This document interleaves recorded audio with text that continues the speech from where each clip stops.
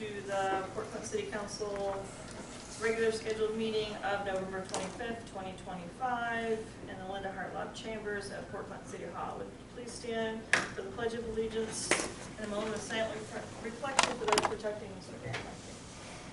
Pledge allegiance to the flag of the United States of America and to the republic for which it stands, one nation, under God, indivisible, with liberty and justice for all.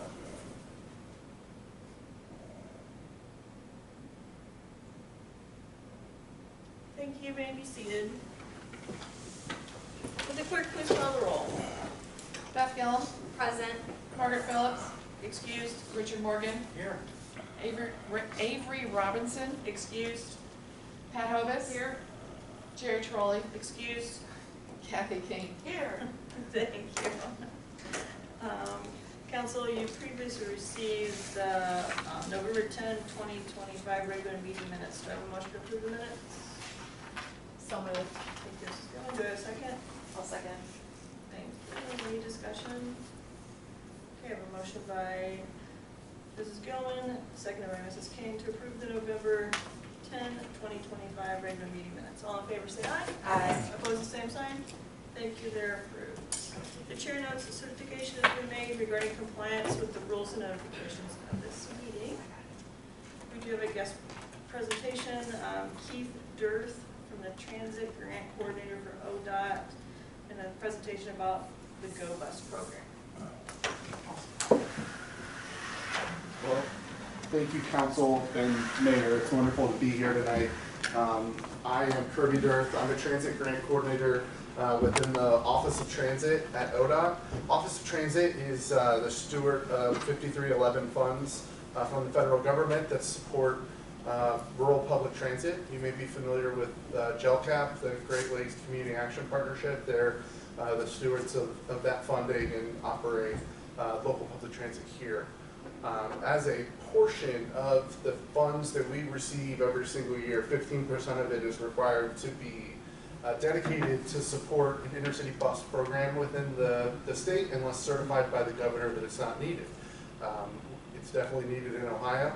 That's why I'm here tonight to have a conversation about adding Port Clinton onto our expansion and informing you all on how the program works. So very quickly, can you raise of hands, who's familiar with GoBus or has heard about it before today? Okay. I looked it up online. Not very many people know about us, and we're trying to change that. So we started in 2010. Our original goal was 10,000 annual riders. You can tell our initial map was really focused on connecting that Cleveland to Columbus to Cincinnati corridor to Athens. And there's definitely some space on the northwest side of the state and the western side of the state. We're connecting 33 rural cities to 5 urbanized areas in our current configuration. 64% of Ohio's population lives within 10 miles of a GO bus stop. 93% lives within 25 miles of any intercity bus stop. So the people definitely leverage intercity bus providers and services.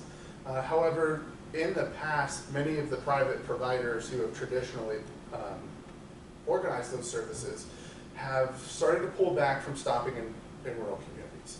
They focus largely on major metropolitan areas where they can pull the most riders. For people in smaller cities, rural cities, suburban cities, they're largely unable to access any kind of interregional transportation options. It's difficult to get local public transit to go from one service area to another. It's something that departments of transportation struggle with across the country. There's a lot of reasons why people need to move regionally. Education's a huge one. 52% of our riders are students. 17 to 21 get to and from campus at the beginning of the semester, at the end of the semester, maybe during a weekend or a holiday. 46% earn under $20,000 a year. So people who use our services are transit dependent. And so we want to ensure that we're expanding access across the entirety of the state and ensuring that we cover all of it. So in 2020, we had 100,000 annual riders. In 2024, it's up to 129,000. Early numbers are showing that we're getting close to topping that 129,000. And that will be our record. So a little breakdown on our funding, and my apologies for the click icon. I'm not sure why that's there. But the way in which we're funded is that we get these federal funds, right? And they are provided to the state to create local public transit. Ultimately, in local public transit, you need to have 50% average spend on the local level to draw down that federal funds to ensure that they then can be used in a local project. It's a way of requiring localities to pull together stakeholders, work together with the private sector and the public sector, and have everybody have a little bit of interest in the pot, if you will. Our program is a little different because we operate a subsidized service.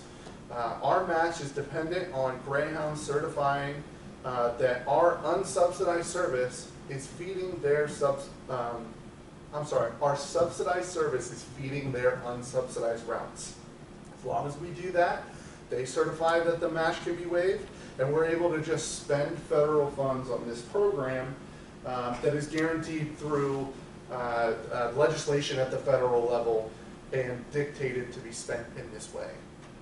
So that's kind of how the relationship works, where we get our funding. While that has been our bread and butter in the past, you can see that there's a dollar sign that goes between the state of Ohio and Greyhound, where we need to visit their facilities to interline with their programs to get that match. So the state's interested in putting money into the pot as well. That will count as our local match. So the state would be taking that on and investing general revenue funds directly into the public transit pot so that we could pull down those federal funds. Just a couple rider stories, a lot of text on the screen. Excuse me. Sandy, if you click from current slide at the top, I think it'll be full screen, it'll be easier to read. I could be wrong. Over left, one more left, nope, left, try that one. Like I said, I could be wrong. There we go. Oh, there you go. Okay. Sorry to interrupt. That was a great call. Thank you. Okay. A little easier for me to see too from back here. So these comments are some of our rider stories from Opta Loves, Midwest Loves Transit Week. We do some social media promotion to try to get people to be interested in local public transportation, and got some riders to throw some comments together about their experience. A lot of these are students. But they're going to different communities for other reasons other than to go home. They're going to Columbus to see a concert, spend the night, and then come back to a given community.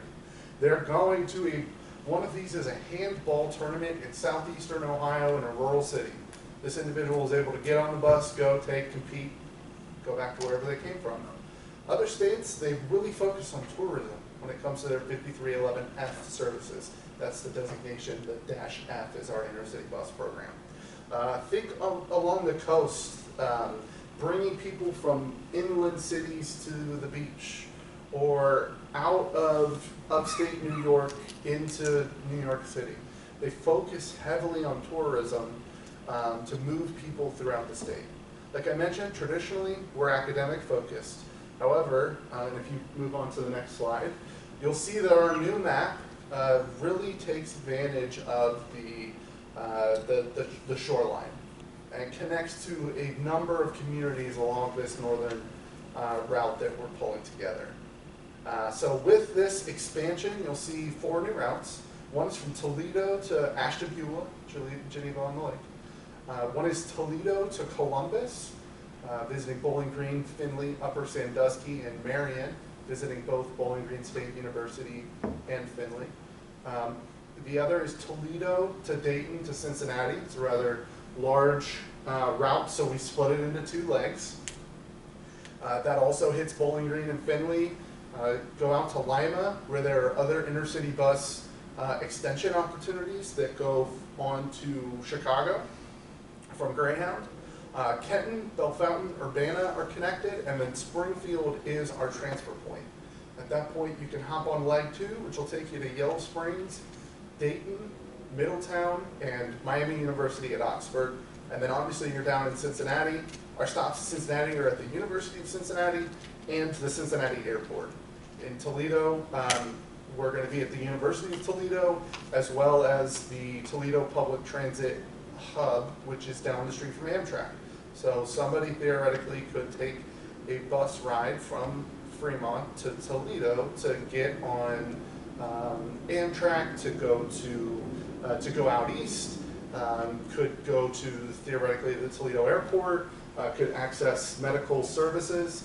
And the way that our fares work, they're all subsidized, and they start at $5. So regardless as to how long your next stop is away from where you're going, if you're only going one stop, it's a $5 flat rate. You guys are the first community, or the second community from Toledo, so you would have a $10 rate to get into town, and again, heavily subsidized. With this expansion, over 1 million new Ohioans will have access to an intercity bus network. We're connecting key parts of the state that have been underserved, as you guys know, and then connecting a bunch of new universities and airport connections along the way. Can I ask a question on that slide? Absolutely. Sandy, do you know how to go back? Thank you. First of all, if you don't want to get people mad, it's University of Toledo, not Toledo University. Okay. It's only been that for 60 years, but people still forget. So if I'm coming here in Port Clinton and I want to go to Columbus, Yep. it's going to cost me $5, $10, $15, $20, $25, $30, $35. Am I reading that right? Roughly, we're also going to implement a cap so that if you transfer, you're not racking up stops Okay. and going too high. All right. I believe, and this is not an official policy yet, but I believe we're going to cap it at $40. So you can Okay. theoretically go anywhere in the state for $40. But if you were to go to Columbus, yeah, it would be 25 to 30 bucks. So if I wanted to take the train to Chicago, which boards in Toledo, I 5:10 to Toledo, and is that near the Amtrak station, you said? Yes. Okay. Yes, it's within a mile. If you don't want to walk, where we're stopping is the Toledo Mobility Hub for TARTA. So you'll be able to take their bus directly to the Amtrak station. Okay, that would not be free. I'd have to pay TARTA a couple bucks or whatever. Yes. Okay. Yes. All right, thank you. Yes. Sorry to interrupt. So the local impact, we're estimating in the very beginning that we're going to have 6,000 estimated annual riders. That's connecting to the University of Toledo, Sandusky Amtrak, like I mentioned, Toledo Amtrak, Cedar Point via local public transit in Sandusky, the Elyria Greyhound Station, Cleveland Airport, and the Brook Park GCRTA, right across from where the new stadium is going to go up. And then Ashtabula and Geneva on the Lake is the end of the line. So who's actually driving the buses? The state doesn't employ anybody directly. We have partnered with a nonprofit community action organization that runs public transit in Hocking, Athens, Perry counties in Ohio. They oversee directly operational relationships with Barron's Bus. Barron's Bus operates our buses. We lease them, we wrap them. That has our own branding on it, our own phone numbers, everything else, our own ticketing. However, they're the ones who get the individuals with the commercial driver's license, and they also do dispatching as well. So they operate about 20 Go Bus schedules a day and have since 2010, so they've got 15 years experience operating this program. 96.9% on-time record. That's a really important metric because one of the major concerns with intercity bus service is when people get stranded within a given community and then linger. That's when everyone gets a little anxious. People get stranded when buses are not on times with other connecting buses. So we have a 96% on-time record rate. We also provide, we procure rides for individuals who miss their transfer point due to reasons for cancellations or board delays. On to cancellations, less than 1% cancellation rate over the last 15 years. And as I mentioned, we've operated 15 years. Barron's has operated it for 10. The 5 years prior to that, they operated it under the name Lakefront Lines. That's the same group of people. So we're looking to invest some GRF here. lowering the cost of programs, redirecting some of our investment into the rural 5311 rural public transit programs. If we're in communities and we're on public grounds, there could be opportunities for infrastructure grants in the future for a bench, a three-sided awning, something along those lines that would have to be applied for. Of course, since the mayor has designated Waterworks Park as a good opportunity for us to have a stop. That being public land, you guys would be well situated to apply for some assistance that would help with infrastructure there. And so that's really where we're trying to focus, is on expansion and coexisting with local public transit on public ground. Ultimately, if we led this effort in a different way, and we started with the private provider rather than going to the mayor and other members of the public sector within each community, we would be stopping at gas stations right off the interstate. We have a lot of those stops, and they're not well utilized. Ultimately, public transit is utilized when it's accessible to people, where it's where people live, enjoy themselves, and go generally. And we think we've got a good spot here in Port Clinton for that. And then the last thing on that list, if you don't mind hopping back one, advertise Ohio destination events and key services. I'm going to find ways to advertise Bell Fountain, Lima as these wonderful places to go, and they are. All of Ohio is fantastic. They're going to be a little harder of a sell. You guys are well situated with the lake, with the seasonality associated with people vacationing and enjoying the great shoreline, to really pull attention to the program and your communities as well. And so we're really excited about that front. So that's the entirety of our program in 10 minutes or so. I didn't want to throw too much at you. I am happy to answer any questions that you have and walk you through anything that you may have concerns about. What cost to the city is this? There's none. There's no cost to the city.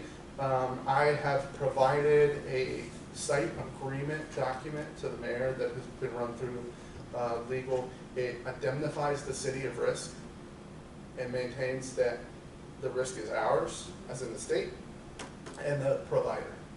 So the provider carries insurance that covers stops as well. Will there be wear and tear on streets? Sure. Yeah, no, I mean, Not that's anything exponentially larger than what you've already experienced. We're looking at 2 stops a day, 365 days a year. No stops outside of regular business hours. You guys will see a bus early in the morning and maybe at 2 or 3 o'clock in the afternoon, and that'll be your service for the day. In the future, we're curious about if we can up that a little bit to see if we can draw more riders and have more people utilizing it for their vacationing needs. But that's where we're starting, and it won't require any upfront investment or ongoing investment from the city. Kirby, is that one stop in each direction? Yeah, that's Yes. what I'm wondering. Yep, eastbound and westbound. Okay. So one of those, like if I want to go eastbound, that would be in the morning, or It would be in the morning. and Yep. westbound would be afternoon. Yes. Okay. So Yes. I have a choice of one depending which way I'm going. Correct, yeah, and they won't necessarily match back up so that you can come back on a given day. When we see demand, we may be able to expand that so it is an interconnected web. The one thing that I cannot do as an administrator of this program is advertise this as a commuter line. right. The federal government wants this to be for long distance, more economic, one-off situations, medical situations, or ongoing transportation. So that, that doesn't mean that we can't set it up so that you can take it back in a given day. But we have to start with a limited scope to then evaluate the demand. So the point of going to Fremont and back for $10 isn't that, I mean, it's possible, but that's not the goal of it. It absolutely is the goal eventually. To start, you'll definitely be able to go to Fremont and then Toledo for $5 to $10. Yeah. Getting home with the way in which we're currently configured on the same day will be difficult but possible. Right. And in the future, we're hopefully expanding our presence so that there is more opportunities to navigate the system. When do you expect them to be online? Like when are you looking? Early spring. Early spring. We have a specific date that we're marching towards. It's a lot of work to Yeah. wrap up in the next 90 days. So we're working internally as if that's going to be the date, but ultimately we're telling everybody early spring. I think the March timeframe. With tickets going on sale February, and announcing to the community where the specific stop is via a marketing effort at that point. Kirby, can you talk briefly about acquiring tickets online at the bus? Absolutely. So there's two ways you get there's a couple different ways you can get tickets actually. The two main ways are you can purchase for exact cash on the bus, or you can purchase via our app. What was the first one you said? Cash. Via cash Oh, on the okay, so, bus. all right, cash, I'm sorry. Thank you, yeah. You know, that's stuff that sometimes people have. So I can show up my $5 bill or whatever, or Absolutely, okay, yes. or keep going, I'm sorry. So it's rounded up to the nearest $5. So we don't do dollar change. We round it up so that there's an efficiency associated with it. The majority of our riders get our tickets from our app and our website that are specific to us. There are other apps and websites that you can get our tickets from. Because we interline with Greyhound, somebody from Port Clinton can Google, how am I going to get to Indianapolis? And it will sell you a GO Bus ticket to get from Port Clinton to Toledo. And then it'll sell you a Greyhound ticket to go where you're going next. So you can get it via their application as well as Barron's, because they do the same interlining situation. Is that something that maybe works with our county transportation too, like with Optum? No. That is a great question and a Yes. great idea, and something that we want to do in the future. And not something that is technically possible currently.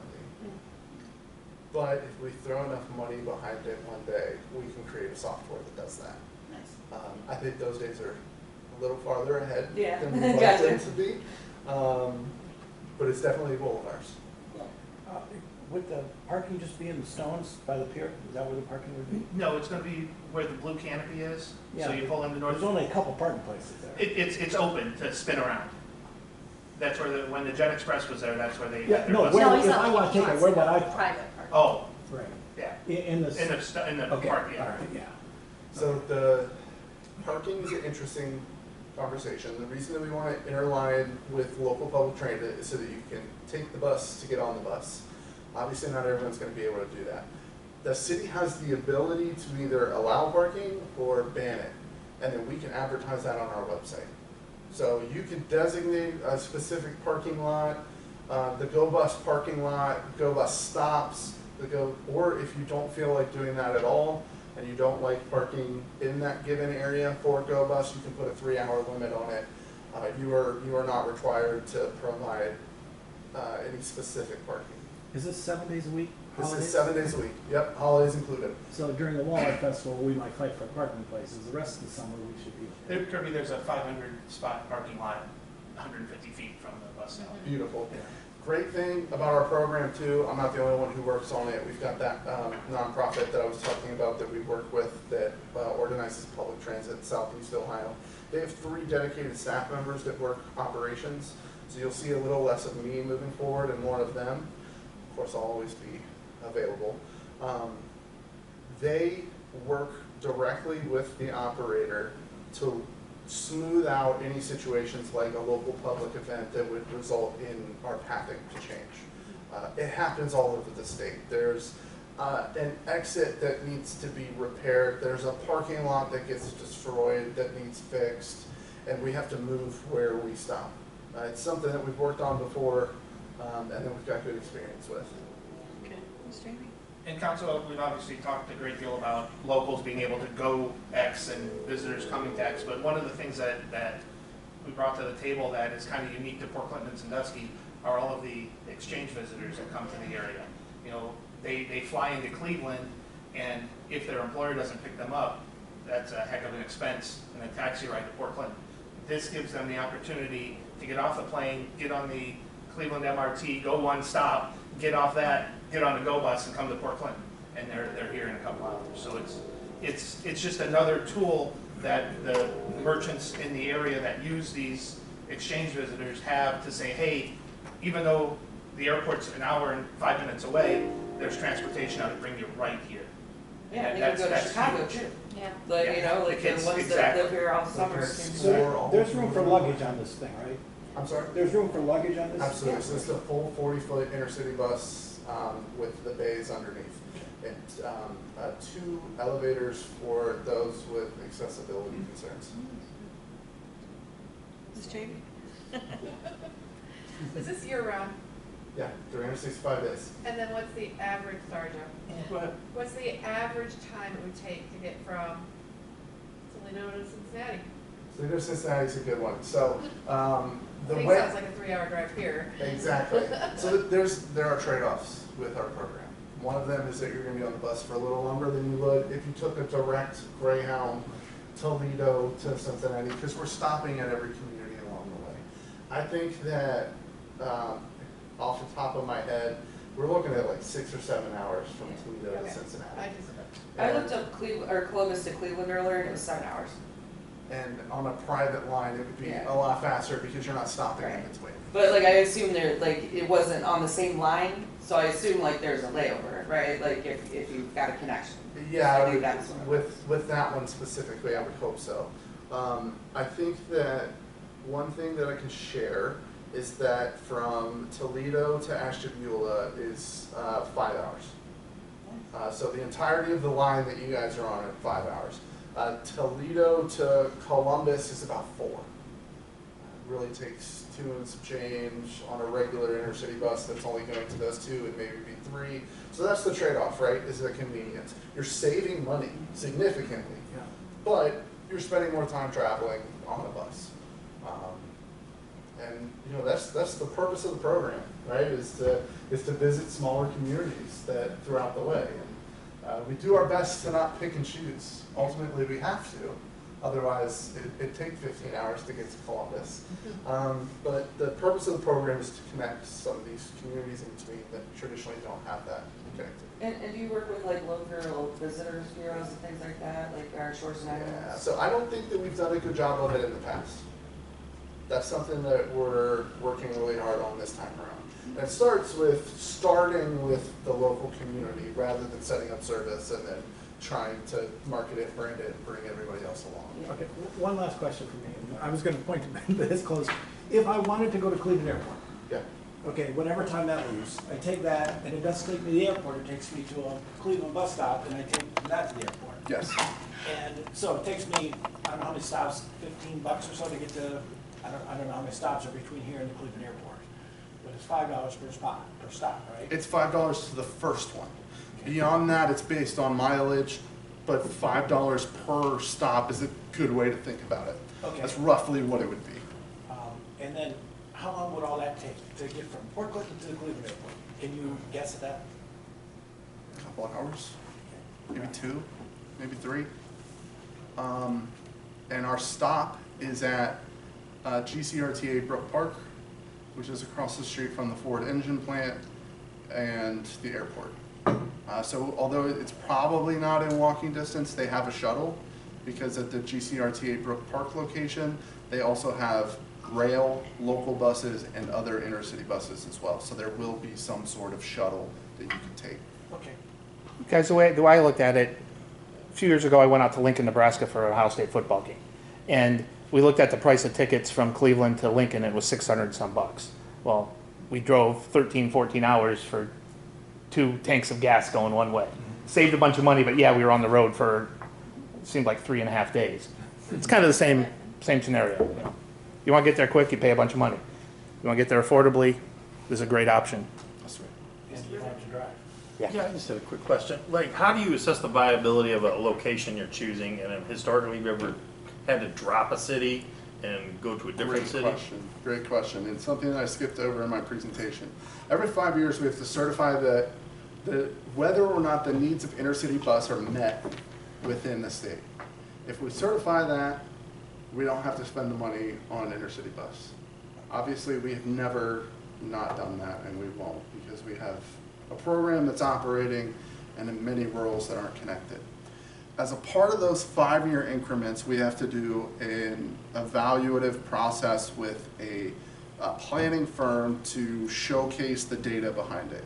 So Transit Needs Propensity Index is a big word for a way to take a look at census groups relative to their need for transit. So that's age, that's income, that's the number of vehicles per household identified in the American Community Survey, as well as some other demographic information. We also took a look at all of the private lines that are provided and the given stops within an area. So that's how we highlighted the 64% of Ohioans are within 10 miles of a given stop. We also look at attraction as well, tourism, right? So that's kind of where that comes in. Have we ever dropped a community from a stop? Not that I know of off the top of my head, but it could happen. And as we move into our next phase of GoBus, once we've finished this expansion, we're going to take a hard look on those 20 some odd routes that we're currently operating and have been for 15 years. I can't promise that every community will still be there moving forward on those routes or that it'll operate in a similar way. We use data. It's entirely dependent on ons and offs. Revenue is not what we're looking for. Public transit never makes back its operations via ticket price. Just doesn't. Otherwise it would be private. The purpose is to subsidize it for the communal impact associated with it, which leads to further economic development opportunities, further education, determinants of health, what have you. We likely won't ding a stop or a route based on its cost recovery. Instead, it's utilization and it's subsidy per rider, which ultimately fluctuates with how many people are utilizing a bus on a given day. So can I promise that Port Clinton will forever be served by GoBus? I can't today. But what I can tell you is that there will be a conversation. I'm happy to drive back up here and have conversations. We plan on checking back in with the city annually with data to showcase how it's working. We're spending upwards of $200,000 from federal grants to put together a marketing strategy for this statewide, and that includes specific brochures to the communities in which we're visiting. So we're going to be invested in Port Clinton being a stop and being a part of our network, and we're going to do everything we can to make it work. And that was when you talk about marketing. Are there any, I know that this expansion's here, are there any tour companies you work with? Like that do plan a 3-day GoBus tour, a 4-day, 5-day, like you go here, here, and here, and then circle back to where you started? Is there anybody? No. Because I did a tour like that overseas. It was fantastic. Oh, like, that's okay, awesome. you do this many days, you go here, and they book everything, and you're in Ashtabula here, you're in Cleveland here, Columbus here, so That's not cool. that you know of yet. That's the drum that I'm beating right now, is that we need to advertise and talk about what's great with all these communities that we're visiting. I don't know if it's brochures on the bus for each stop. I don't know if it's an informational video that rolls constantly. For the lazy planner and someone that says, for hey, $300, you can see these 5 cities in 5 Right. days. That's how I. Right.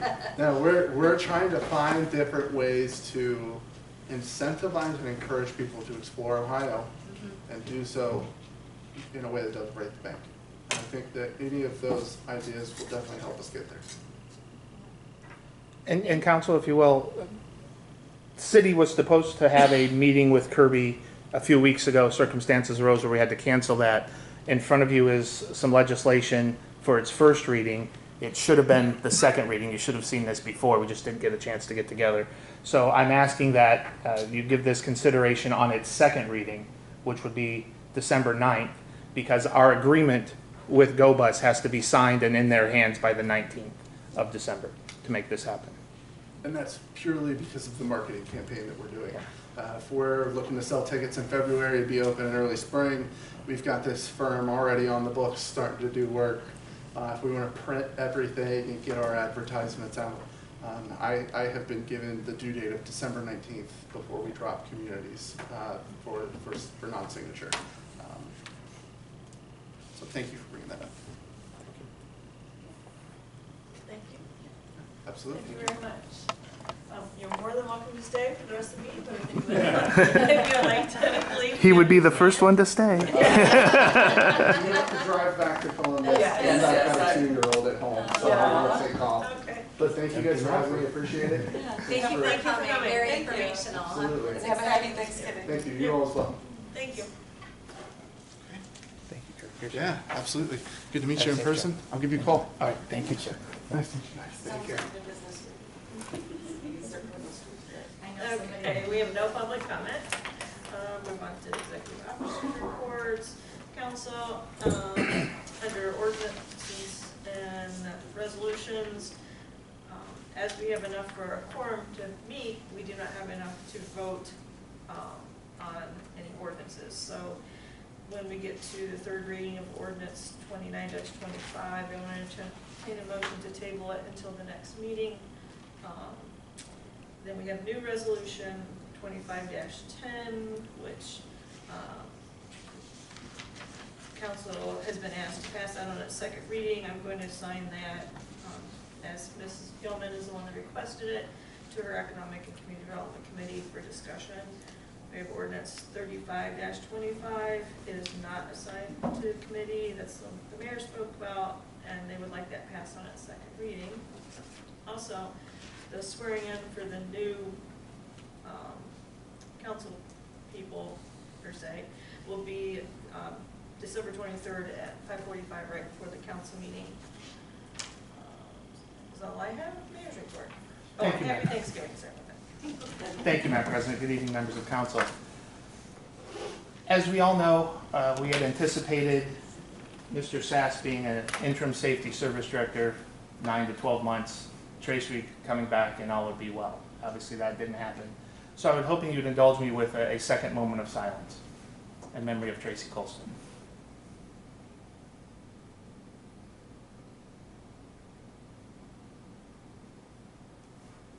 Thank you. Having conversations with Mr. Sass, he has agreed to stay as long as we can find a replacement safety service director or December 31st, 2026, whichever comes first. The intent is just after the new year to begin to establish a search committee, do a quote-unquote national search, and sometime in late spring, early summer, appoint a new safety service director. Mr. Sass has agreed to stay on for an undetermined amount of time prior to 12/31/26 to assist the new individual in getting accustomed to what's going on. As Jim can attest to, there is a heck of a lot of things going on in this city, all positive. Want to thank Magruder Hospital for their generous donation of the Christmas tree that was lit Saturday evening. The honor of lighting that went to Kim Ryder. Kim has been an employee at Magruder Hospital for 39 years. Lucas Johnson in the service department worked there, took us off, given all the other events of last week, to make sure the tree and the downtown area was decorated for the holidays. They are still working on Jefferson Street, getting those lights and other displays throughout town. And again, thank you to the organizers of the Sip and Shop, who brought all the people into our downtown community over the weekend. Leaf pickup is underway. They obviously, with the rain today, had to take a little hiatus. The wet leaves kind of cause issues with the leaf sucker things. Weather tomorrow is again supposed to be rainy, but they'll get to it as soon as they can. Thanks to Mr. Sass, he's worth his weight in gold right now. He made arrangements. We talked at one of the past meetings about trying to find a place to put all the leaves. He made a few phone calls, and the folks at Quest Properties, the old Celotex property out in the township, have agreed to take on the monumental task of our leaves. So thank you, Mr. Sass, and thank you, Quest, for making that happen. Because of the holiday, City Hall will be closed on Thursday and Friday. Alex Morgan Johnson, she gets a gold star somewhere. She coordinated dozens of Thanksgiving dinners that were served in a 3-county area, Ottawa, Erie, and Sandusky counties. Hundreds of people will have a very full bellies based on the amount of food each of them are given. She put the word out, the community members sponsored families, and I think it was a much bigger task and project than she anticipated, but again, congratulations to her and everyone involved with that. Food was delivered to Curtis, Genoa, Fremont, Castalia, all throughout this area as well. So again, kudos.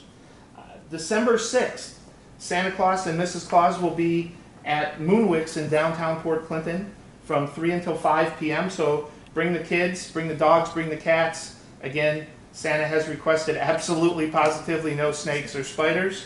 That same day, December 6th at 6 p.m., there will be the holiday parade that runs down 2nd Street from Monroe to Adams Street with another tree lighting following the parade at Adams Street Park. Santa will then return to Santa House on Sunday the 7th and Sunday the 14th from noon until 1, and Wednesday the 10th and Wednesday the 17th from 5 until 6 p.m. Miss Chafee will be posting those times again on our social media websites. And council, there's still time to sign up to ring the Salvation Army bell at the Friendship Food Store on December 11th. We'll be ringing the bell in 2-hour shifts from 10 a.m. until 8 p.m. There is at least one person signed up for every time slot, so let's try to fill those up so those people aren't lonely. The splash pad. Next Tuesday, the first set of equipment will start to arrive for that, so you should see some activity and construction shortly thereafter. That's been an exciting adventure. And unfortunately, Mr. Tiroli's not here, so he can't ask, so I'll just give a flip update and wait and go from there. The fantastic news is we have been issued our PTI, permit to install, by the Ohio EPA. That is usually the last thing before we have to go out for bid and so forth. Unfortunately, because of the shutdown, we're still waiting on federal agencies and their authorization of the funding. It's all been appropriated, where they're just going through the designs, and I know they're going through the designs because earlier today, Mr. Sass and I sat in a meeting with with Kleinfelder, our design company, and there were a whole bunch of questions that were being answered to respond to the questions that these different entities are coming through. They did the very last thing, and I've got goosebumps just talking about it right now, but the very last thing, the words they used were pretty confident. In the past, it's been, well, we think, and so they gave me a date that we think we're going to go out, but pretty confident we'll be going out for bid, but I am not going to say it right now just because every time I say it, it's based on the information at the moment, and it ends up biting me in the tuchus. But I've got goosebumps, I got a big smile, and Jim and I gave each other a high five when they said that earlier, so it's a good thing. And finally, of course, happy Thanksgiving to everyone, and go Bucks. Any questions tonight? I have one. Yes, sir. Do you, and maybe it's for Jim, I'm not sure, but about how long, I have one mowing customer on Clinton Avenue whose leaves don't fall until mid-December. How long Yeah. do you going to be doing that? Will you give us warning? Yeah, the last year I think we went until the 16th of December. The general rule of thumb is until all the leaves are gone. Okay, but Yeah. Sandy. Or they freeze in place. When you get an ending point, you'll put it on Yeah. Facebook, Sandy, correct? Yes, as long as I'm notified, yes. Okay. Okay. Thank you. Thank you. The treasurer's report. Yes, on our license, permit, and fees, our expected revenue for the year was $65,000. We're currently at $32,200. We're a little short on the budget, obviously, because I think we based the budget on a previous year where we had the registrations. So that is the first year registration fees are not in this budget. So going forward, we'll change the budget, I assume. Our bed tax collections for the year are at $335,786.67, which represents 97% of our budget. So I believe by the end of the year we should be able to get there. And our dock tax is at $23,236.50, which has exceeded our budget by about 11%. So we're right where we need to be. Safety Service Director, Mr. Sass, do you have anything to say? Oh, just a couple of things quick. At this stage of the game, I don't usually think I'm going to be doing things for the first time, but I did attend a Board of Architectural Review, participated in that meeting, and also the Planning Commission meeting, so that's a first for me. Today we're out looking at sidewalks on 11th Street, where proposed they're going to be sidewalks be put in. We were with DLG and Doug Newber. And it's gonna be an interesting situation. There's a couple of trees there that we're gonna have to decide, do we weave around them? Do we remove the tree? Or what direction we're gonna go, but it'll be a good project. The neat part of that is 100% funded by ODOT. And it's on 11th Street, so it's close to high school kids using it, and it's needed. So that'll be this summer. I visited the sewage plant today, visited with Dave Basak. You know, you can never spend too much time at a sewage plant. It's always a good thing, good place to be. And I want to echo a little bit what Mayor mentioned about the city crew. They were amazing what they were able to accomplish with getting the tree put up, the lights put up, and the leaves picked up. I only had one call about leaf pickup, and that was resolved within a half hour. Jinx. Yeah, you know, so I won't answer the phone tomorrow, but, so all is well. We have an amazing, I mean, Sandy, Mike, has been very, very good as far as leading me along, helped me out.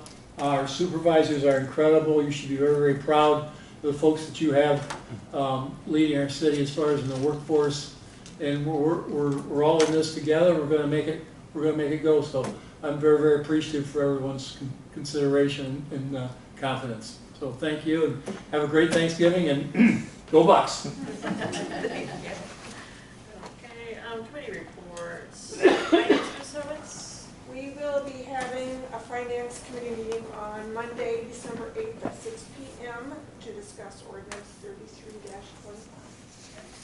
Economic and community development, Ms. Bailey? We'll have a meeting December 9th to discuss resolution 2510. I would like to do the meeting before council, so I'll let Sandy know and make sure nobody else has any other people meetings scheduled on the 9th. There's no meeting. There's no meetings, okay. So we'll do it at 5:30 so that we can discuss the resolution. But I'll email you, Sandy, and let you know. Nothing else, that's it. And you'll text those people. Yep, I'll remind everybody. Okay, move on to correspondence. Under correspondence, we have the Board of Architecture review, September 11, 2025 meeting minutes, and the Planning Commission / Board of Zoning Appeals, September 25, 2025 meeting minutes. Do I have a motion to approve the minutes? Or the correspondence, I should say. So moved as presented. Do I have a second? I'll second. Thank you. So, any discussion? We have a motion by Mrs. Gilman, second by Ms. Novus, to approve the correspondence as stated. All in favor, say aye. Aye. Opposed, the same sign. Thank you. Motion carries. Move on to readings of ordinances and resolutions. Under third reading, we have ordinance 29-25. Would the clerk please read by title and summary only ordinance 29-25? Ordinance number 29-25, an ordinance to approve July 2025 replacement pages to the Port Clinton codified ordinances and declaring an emergency. Thank you. Does council wish to take any action as to ordinance 29-25? Oh, Madam President, I move we table ordinance 29-25 Thank you. until the next council meeting on December 9th. Okay, thank you. Do I have a second? I'll second. I have a motion by Mrs. Gilman, second by Mrs. Hovis, to table ordinance 29-25 until the next regular scheduled council meeting on December 9th, 2025. Would the clerk please call the roll? Kathy King, Yes. Richard Morgan, Yes. Beth Gilman, Yes. Pat Hovis. Yes. Thank you. Motion carried by a vote of 4-0. Ordinance number 29-25 is hereby tabled for this evening's meeting. Move on to second readings. Will the clerk please read by title and summary only ordinance 32-25? Ordinance number 32-25, an ordinance authorizing and directing the Director of Safety and Service to enter into a space use agreement with the Ottawa County Commissioners and declaring an emergency. Thank you. Does council wish to take any action this evening as to ordinance 32-25? Seeing none, ordinance 32-25 will be moved to its third reading at the next regular scheduled council meeting on December 9th, 2025. Will the clerk please read by title and summary only ordinance 33-25? Ordinance number 33-25, an ordinance appropriating certain funds for the operation of the City of Port Clinton, Ohio. Thank you. Does council wish to take any action as to ordinance 33-25? Seeing none, ordinance 33-25 will be moved to its third reading at the next regularly scheduled council meeting on December 9, 2025. We'll move on to first readings. Will the clerk please read it by title and summary only, ordinance 35-25. Ordinance number 35-25, an ordinance authorizing and directing the Director of Safety and Service to enter into an agreement with Hocking Athens Perry Community Action Partners and Barron's Bus to provide a community bus service known as Go Bus to the city of Port Clinton and declaring an emergency. Thank you. Does council wish to take any actions to ordinance 35-25? Seeing none, ordinance 35-25 will be moved to its second reading at the next regular scheduled council meeting on December 9, 2025. Will the clerk please read it by title and summary only, or resolution 25-10? Resolution 25-10, a resolution opposing the passage of Senate Bill 104, which would take away the city's ability to place any type of restrictions on the short-term rentals located in the city of Port Clinton. Thank you. Does council wish to take any actions to resolution 25-10? Can I ask a question about it, or no? Oh, I can ask. The law director prepared it, Oh, so. so, never mind, I'll send her I an mean, email. Yeah, I mean, you can ask the question, but the law director's the one that prepared it, so she would probably be the one that would have to answer. Does council wish to take any action as to resolution 25-10? Seeing none, resolution 25-10 will move to its second reading at the next regular scheduled council meeting on December 9, 2025. Move on to business from the floor, Mr. Morgan. I had about 4 things, but they were all discussed, so I'm good. Okay. Okay. Mrs. Otis. I just want to wish everybody a happy Thanksgiving and be safe. Thank you. Ms. King. Same, just want to wish everyone a happy Thanksgiving. Thank you. Same, everybody happy and healthy Thanksgiving. Stay healthy, stay warm, and watch out for that wind the next couple of days. I forgot Go Bucks, sorry. Oh, yeah. Go Bucks! Nothing else bad, President. Thank you. Seeing no further business, I will entertain a motion to adjourn. So moved. Oh, I'll second. Thank you. I have a motion by Mrs. Gilman, seconded by Mrs. King to adjourn. All in favor say aye. Aye. Opposed, same sign. Thank you. We're adjourned.